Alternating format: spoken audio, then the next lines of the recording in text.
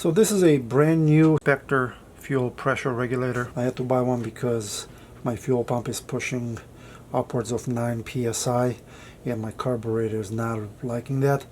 So I was about to put it on. I took it out, took a look at it just to see, you know, the quality that you're getting from China nowadays on these things, and found a couple of issues. So in case you're thinking about buying one, I'll show you probably what you're going to have to do.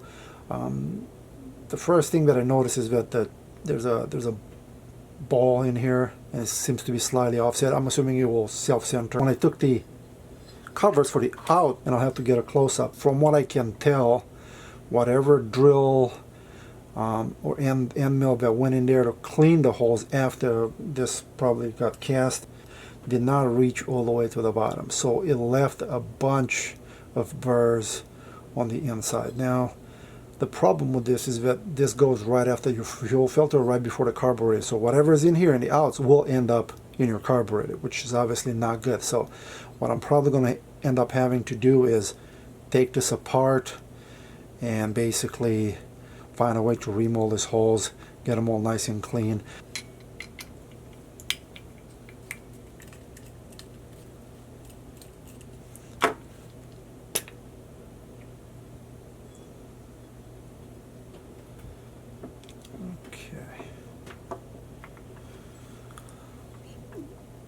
So this is what it looks like. Nothing crazy here, just a spring-loaded plate with a membrane. The ball that I was talking about is right here, and it seems to be closing fairly well.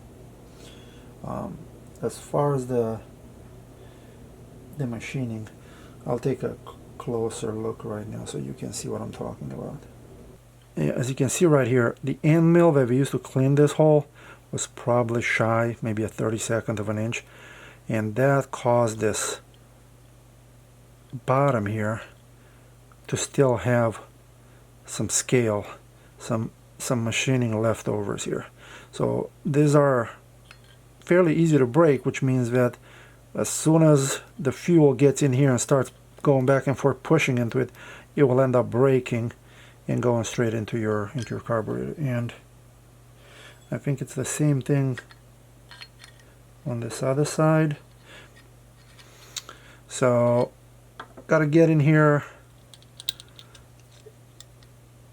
with, you know, something sharp and break all those pieces and flush them out before you put it back together and you test it out. So all in all, it's not bad. It's just I don't think you should have to do this on a brand new product. So that shows that their quality control is somewhat